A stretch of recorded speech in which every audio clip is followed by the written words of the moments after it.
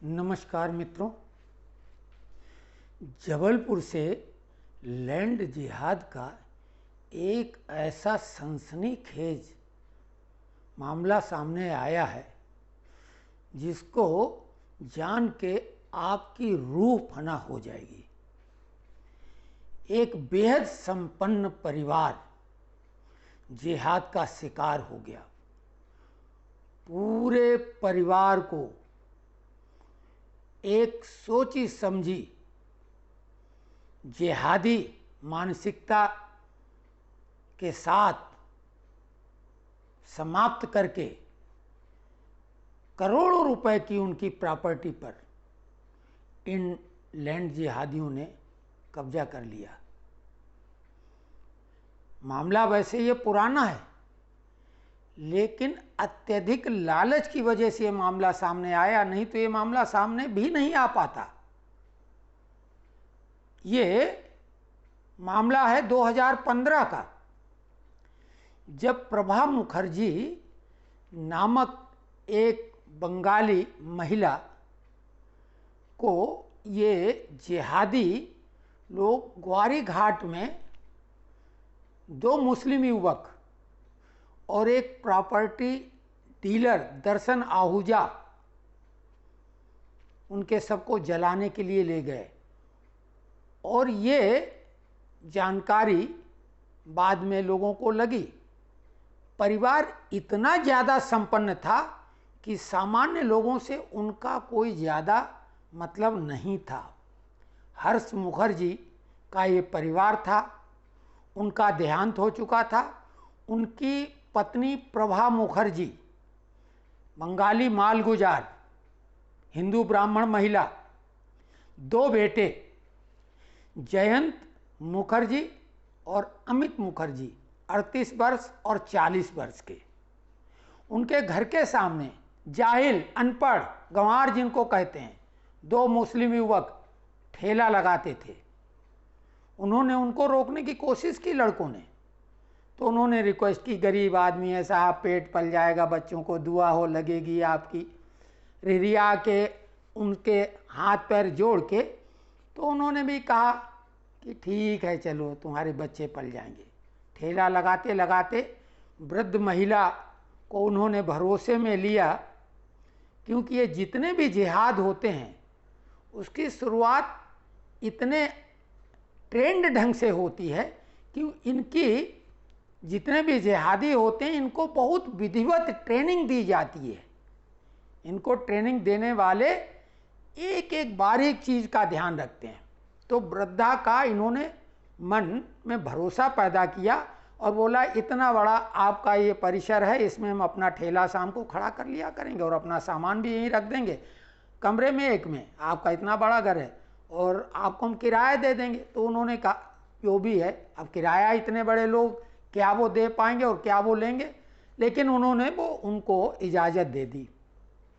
कुछ समय के बाद में उनका छोटा बेटा, जिसकी उम्र 38 साल थी, उसकी मृत्यु हो जाती है। हष्ट पुष्ट जवान व्यक्ति, कोई बीमारी नहीं, रहस्यमय तरीके से उसकी मृत्यु हो जाती है। और कुछ समय के बाद बड़े बेटे की भी मृत्यु उसी रहस्यमय ढंग से हो जाती है।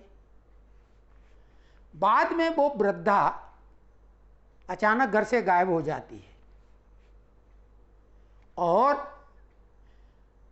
24 अप्रैल को उसके डेथ सर्टिफिकेट के हिसाब से उसकी मृत्यु हो जाती है 2015 24 अप्रैल को। और अंतिम संस्कार करने ग्वारी घाट शमशान घाट में मुक्तिधाम में ये 29 अप्रैल को ले जाते हैं। 5 दिनों के बाद डेथ सर्टिफिकेट और अंतिम संस्कार में 5 दिनों का अंतराल है। और ले जाने वाले दो मुस्लिम, ये ही गुड्डू और अशरफ गुड्डू, साथ में एक प्रॉपर्टी डीलर, उसका उसमें क्या रोल था भाई ले जाने में, दर्शन आहूजा। ये उनको जाके वहां पे वो कर देते हैं, उनको जला देते हैं। अंतिम क्रिया क्या, कोई सिस्टम। जबलपुर जिसको संस्कारधानी कहा जाता, वहां एक ये अद्भुत शहर है। कोई भी अनजाना व्यक्ति भी अगर ग्वारी घाट में जाता है, कई बार ऐसा होता है एक्सीडेंट हो जाते हैं, बाहर के लोग होते हैं तो उनका अंतिम क्रिया वहीं कर देते हैं। हमने खुद प्रत्यक्ष ऐसे 2-3 मामले देखे हैं। तो उनके साथ 2-4 लोग ही होते हैं, अंतिम संस्कार करने वो पहुंचते हैं। तो जो अन्य लोग जाते हैं वहाँ पे किसी संस्कार में, वो सब लोग मिलके उसके साथ में उसके संस्कार में शामिल हो जाते हैं और विधिवत सारी क्रियाएं करवाते हैं। गरीब हो, कमजोर हो, कैसा भी हो, कोई भी हिंदू ग्वारी घाट जब जाता है तो सैकड़ों की तादाद लोगों की होती है। लेकिन ये इतना संपन्न परिवार जिसकी प्रॉपर्टी की अनुमानित कीमत, जो वकील साहब डॉक्टर प्रशांत पाठक जी, जो सुप्रीम कोर्ट और हाई कोर्ट के जाने माने वकील हैं, उन्होंने बताया कि प्रॉपर्टी का अनुमान लगाना तो बेहद कठिन है, लेकिन फिर भी 500 और 1000 के बीच में उनकी प्रॉपर्टी थी। वो भी 15 की बात है, अभी तो हजारों करोड़ की हो गई, लेकिन 500 करोड़ भी मान लो। इतनी बड़ी प्रॉपर्टी होल्डर महिला के अंतिम संस्कार के समय 2 मुस्लिम लोग ही जाएंगे और एक प्रॉपर्टी डीलर का उसमें कहां से रोल आ गया। तो ये लैंड जिहाद का ऐसा अद्भुत मामला है कि घर के सामने ठेला लगाने से शुरुआत हुई, बाद में दोनों लड़के एक एक करके रहस्यमय ढंग से मर गए, यानी उनकी हत्या कर दी गई। और बाद में वो वृद्धा महिला प्रभा मुखर्जी गायब हो गई, जिसको जो डॉक्टर प्रशांत एडवोकेट साहब हैं उन्होंने बताया कि नया मोहल्ला उनको ले जाया गया। स्वाभाविक वहाँ ज़बरदस्ती वसीयतें तैयार कराई गई या मर जाने के बाद भी फर्जी वसीयत बना ली गई। और उन वसीयतों के 2 वसीयत बनाई गई, एक में संपूर्ण चल अचल संपत्ति उन दोनों के नाम और एक वसीयत विक्रयनामा की, क्योंकि ये बताया है SSP additional SP Priyanka Shukla ने कि 2 वसीयत उनकी बनाई गई थी, एक चल अचल संपत्ति उनके नाम करने की और दूसरी विक्रयनामा की। एसपी तुषारकांत विद्यार्थी जी के निर्देश पे प्रियंका शुक्ला ने ये जांच की और फटाफट जांच करके उन्होंने उन दोनों मुस्लिम युवकों को क्लीन चिट दे दी कि नहीं, इसमें कोई गड़बड़ी नहीं। दोनों बच्चों की, जयंत और अमित की मृत्यु भी जो है प्राकृतिक ढंग से हुई है और महिला का अंतिम संस्कार भी सही ढंग से विधिवत किया गया है और उसमें हमने गवाह पता कर लिए हैं, उनसे बात हो गई है, 2-3 लोगों के नाम उन्होंने बता के और इस मामले को रफा दफा करने की कोशिश की। प्रभा मुखर्जी के साले के बेटे यानी प्रभा मिश्रा आनंद चौधरी की बुआ जी लगती हैं। ये होशंगाबाद, जिसका वर्तमान नाम नर्मदापुरम है, उन्होंने इन लोगों के खिलाफ केस किया, लेकिन ये सिविल केस है। एसपी साहब का कहना है तो सिविल केस है, इसमें कोई आपराधिक मामला तो बनता नहीं। अब सिविल केस ये कहाँ से बना?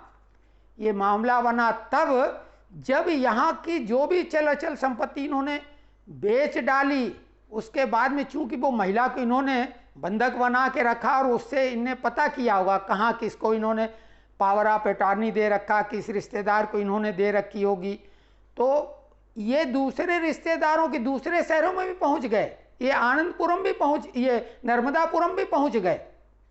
तब जाके लोगों के कान खड़े हुए और ये केस बना और केस सामने आया। अब इसमें डॉक्टर प्रशांत पाठक जी और अखिलेश उपाध्याय सामने आ चुके हैं। सभी हिंदू संगठनों से, सभी जागरूक नागरिकों से, सभी राष्ट्रवादी वकीलों से, पत्रकारों से निवेदन है कि इस लैंड जिहाद को उजागर करें और इन अपराधियों को, जिन्होंने एक बेहद संभ्रांत अति संपन्न परिवार को, पूरे परिवार को मौत के घाट उतार दिया, और ये इकलौता मामला नहीं होगा। तमाम हिंदू संगठनों को चाहिए कि वो तहसीलों में, आसपास जो भी तहसीलें जिसकी हैं, और केवल ये जबलपुर का मामला नहीं, हिंदू संगठनों को रजिस्ट्रार ऑफिस और तहसीलों में जाके पता करना चाहिए, क्योंकि इनकी टीमें लगी रहती हैं कि कौन ऐसा व्यक्ति है जिसको हम अपना जिहाद का निशाना बना लें। तरह तरह के इनके पास तरीके हैं जिन पे बाद में भले फिल्म बने, अभी तो फिल्में भी नहीं बनी होंगी इस तरह की। तो ये एक ऐसी भयानक लैंड जिहाद की वारदात जबलपुर में हुई है। कमनिया गेट के पास ही वो रहते थे, तो ये, लेकिन उनकी वहाँ एकड़ों ज़मीन थी। वो वीडियो हम आपको नहीं दिखा सकते क्योंकि कॉपीराइट एक्ट के तहत ये अलाउ नहीं है। इसका वीडियो भी है जिसमें वकील साहब पूरा डिटेल में बता रहे हैं, प्रशांत पाठक जी और अखिलेश उपाध्याय जी। लेकिन तमाम हिंदू संगठन इस केस का पूरा अन्वेषण पुलिस के भरोसे नहीं रहे कि पुलिस कितना, जब मामला 1000 करोड़ के इर्द गिर्द का है और जिसे वो बेच चुके हैं, तो उनके लिए 10-5 करोड़ रुपए खर्च करना तो कोई बड़ी बात नहीं है। पुलिस कितना पैसा लेगी? पुलिस की हकीकत कौन नहीं जानता? अरे भारत की सर्वोच्च संस्था जो इस समय जिसका नाम है ईडी, जब उसका असिस्टेंट डायरेक्टर बिक सकता है घूस के दम पे, तो फिर बाकी पुलिस तो बदनाम ही है। अब उन्होंने लापरवाही की, खानापूर्ति की, कुछ ले दे के की, दबाव में की, डर की वजह से की, क्योंकि जिहादियों के पास इतने हथकंडे हैं जिसको बोलते हैं साम दाम दंड भेद, धमकाना भी, पैसा भी देना, रिश्तेदारों पे दबाव डालना, बहुत तरीके। तो इसकी निष्पक्ष जांच हो और जांच को सही ट्रैक पर ले जाया जाए। बंगाली समाज जबलपुर में काफ़ी संपन्न और राजनीतिक शक्ति प्रदत्त है। वहाँ पे जयश्री बनर्जी 2 बार सांसद रही हैं, कम से कम 2 बार तो रही, ये हमें मालूम है। और उन्हीं की सुपुत्री जेपी नड्डा को ब्याही हुई हैं। जेपी नड्डा उनके दामाद हैं, जो कि वर्तमान में भारतीय जनता पार्टी के अध्यक्ष हैं। तो केंद्र सरकार तक पहुंच जबलपुर की है, और नहीं है तो पहुंच बनाएं और केंद्र सरकार से कह के इसमें सीबीआई से जांच करवाई जाए। है तो ये षड्यंत्रकारी और जिहाद का मामला, इसमें सीबीआई से भी अगर बात न बने तो भले एनआईए, क्योंकि इसमें आतंक, जिहाद और ये 2 अनपढ़ जाहिल गंवार लड़कों के बस का केवल मामला नहीं है। इसमें पूरी जिहादी टीम है, हो सकता विदेश तक इसमें शामिल हो। और ये इकलौता मामला जबलपुर का सामने अभी ऐसा आया है, लेकिन ऐसे अनेकों मामले हर शहर में होंगे। तो हिंदू संगठनों को अपने जागरूक वकीलों की टीम बना के और आरटीआई का भी सहारा लेके रजिस्ट्रार ऑफिस, तहसील में जहाँ पे भी प्रॉपर्टी का इस तरह से लेन देन या नामांतरण होता है, तो पिछले 10-15 साल के रिकॉर्ड देख के जो भी संदिग्ध लगें उनके जांच के लिए उनको प्रयास करना चाहिए, आंदोलन करना चाहिए, धरना प्रदर्शन करना चाहिए। तो ये बेहद सनसनीखेज, भयानक, डरावनी एक ऐसी वारदात हुई जिससे भविष्य में सीख भी लेनी चाहिए कि किस हद तक कितना इन पे भरोसा किया जाना चाहिए। और इनकी सेटिंग हर जगह, पुलिस, थाना, चौकी से लेके कोर्ट कचहरी, क्यों बेहद पैसा है इसमें, बहुत ताकतवर लोग इसमें। तो मुकदमा लड़के ऐसे नहीं होगा, इसमें भी बराबरी से बेहद जागरूक और सक्षम संगठन सामने आए, विशेषकर पत्रकार और वकील, तभी इनका काउंटर कर पाएंगे। तो ये एक जबलपुर से जुड़ी हुई भयंकर वारदात थी। आप लोगों को ये वारदात के बारे में जानकारी देना आवश्यक था। हमारे चैनल को सब्सक्राइब करें ताकि हम कुछ इस तरह की जो भी घटनाएं घट रही हैं उनके बारे में आपको जानकारियां दे सकें। धन्यवाद।